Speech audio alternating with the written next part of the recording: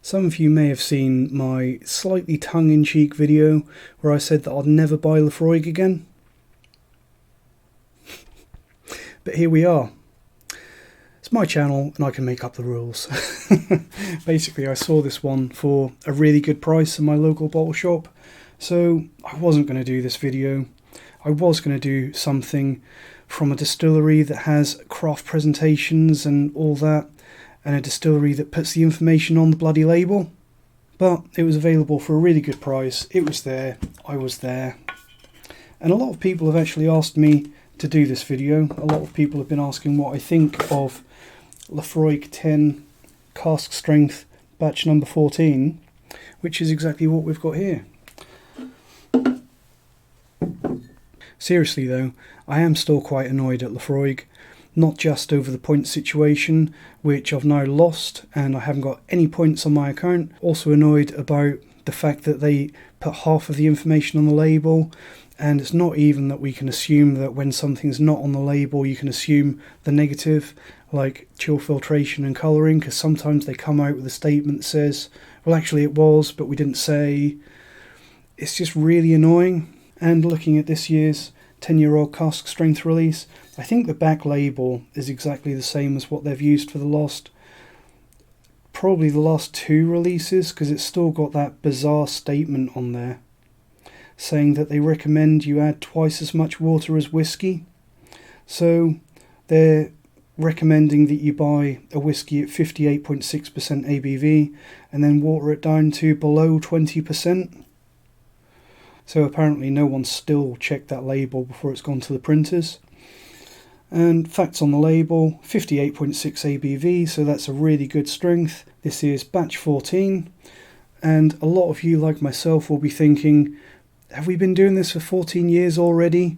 And no, we haven't, because this one was bottled in June of 2021, whereas the batch 13 was bottled in January 2021, so they're narrowing up the gaps. It's no longer an annual release.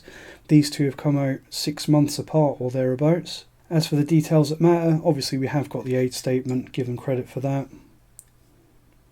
On the back it does actually say that it is non-chill filtered. Fantastic. Natural cask strength. There's absolutely no mention at all of where they put colouring in this. I don't think it says anything on the tube either, in English or any other language. So again, piss poor effort. They've had a long time to put this right and they've not bothered. So, I don't know about you, but I feel better now after having that little rant. Let's get some in the glass, see what it's like. So no water in this one. I'm going to go into this one full cask strength because I have tasted this before and I think cask strength is fine for this release. It's very drinkable at full strength. So on the nose, the first thing I'm noticing about this one, actually, that leaps out of the glass at you, is that it's very, very sweet on the nose for a Laphroaig 10-year-old cask strength. Very sweet, and hate to say it, but a little bit light. I'd say that it's unusually sweet for a Laphroaig 10-year-old cask strength. I don't think I've ever had a previous batch of the 10 cask strength that's been quite this sweet. Getting a strong note of salted caramel on the nose, lots of creamy vanilla, so you can tell that yet again they've used those fresh first fill bourbon casks on this one. There's that lovely coastal, slightly medicinal, but not as much as usual, but that trademark salty peat and iodine note that you get with pretty much all bourbon matured Laphroaigs. And in the background on the nose, I'm getting a little bit of an oak spiciness, like a slightly spicy, wood spicy licorice note. Let's see how it tastes. So, considering that this is 58.6% ABV, it's actually a very, very approachable whiskey. I think that because it's so well matured, they're using lots of those fresh or at least first fill casks, and the way that this is made and the way they select their casks, it's very well rounded, very refined. There's no harshness. What I am getting is, again as per the nose, lots and lots of sweet caramel. Some more of that medicinal iodine, lots of really good Laphroaig saltiness, a little bit of a salted caramel note again. It's kind of the flavour of the month, isn't it? Salted caramel gets everywhere, even in your cask strength whiskey apparently. Let's have another sip.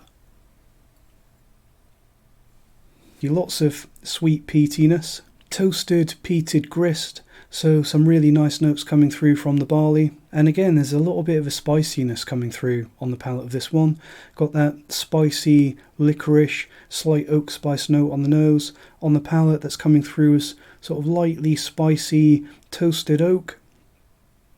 So I'm wondering if something that Laphroaig like to do is what they call seasoning their casks, which I believe is just a process where they disassemble their casks and leave them in the elements. I think in the past Laphroaig have had some releases where they've actually re-toasted their casks as well, and I don't know that they've done it with this one, but I suspect that they may have put some re-toasted casks in here.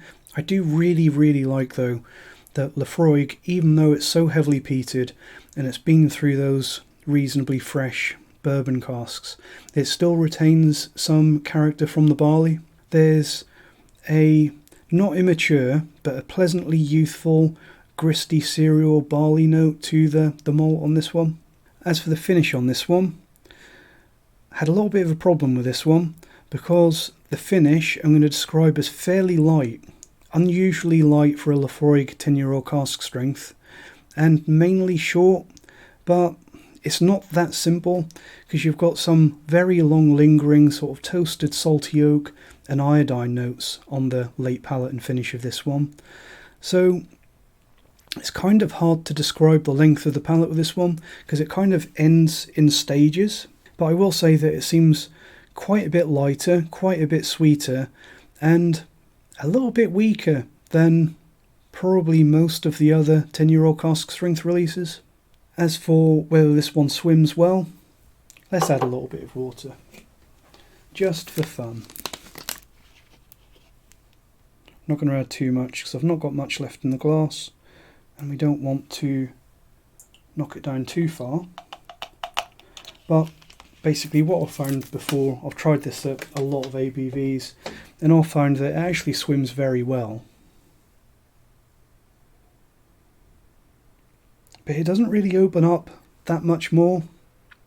If you're used to drinking your cask strength whiskies, I would say that you don't really need to add water. It's very approachable, and I haven't really found that the flavours open up all that much more when you do add water.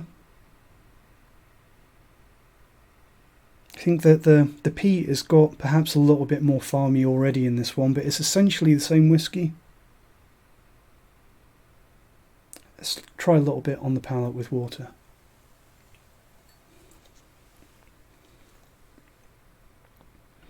Okay, so I perhaps didn't give that quite as long as I should have done, but from that and from what I tasted before, I don't really think that this whiskey changes to any huge degree when you add water.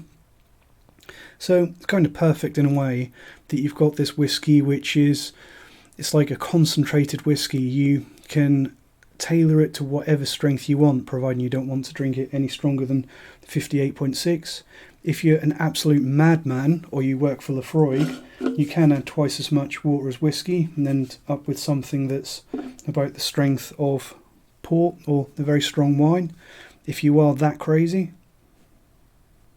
But the fact that it swims well but doesn't change basically means that you can make this whatever strength you want and enjoy it exactly how you want to. The only downside is if you are expecting it to open up and develop more flavours with water, then you're probably going to be disappointed because it doesn't. As for a grade,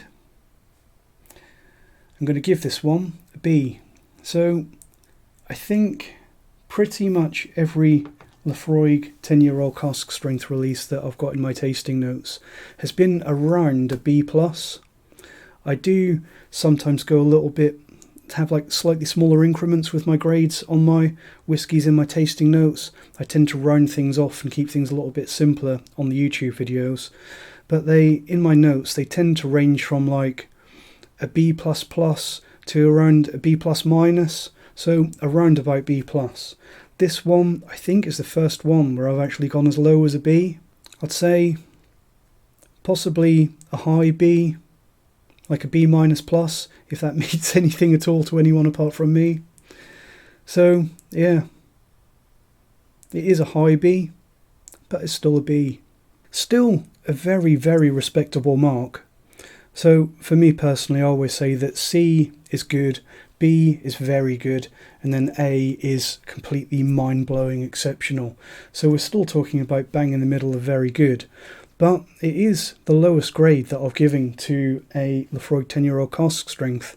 And I think the reason for me why I'm doing that is because it is a particularly mild batch of 10yo Cask strength. It's still an iconic and phenomenal malt whisky, but it's just a little bit more tame than what we've had before. Do I recommend buying this? Short answer, yes, I do. So when you look at the competition to this release, when you're looking at cask strength Islay whisky, you've got the new Bunnahabhain 12, which is irrelevant because it's an entirely different style. You've got Octomore, which again I also think is quite different and much, much more expensive and probably harder to find for a lot of people. You've got the Ardbeg committee releases and Kilhoman special cask strength releases, which I think are excellent whiskies, but they're not widely available. And obviously you've got the Lagavulin 12 cask strength, which again I have some problems with. So in my opinion, and it is just my opinion as always, this is still the peated Islay cask strength whisky to buy, even if Laphroaig is a completely infuriating company to buy from. So thanks for watching.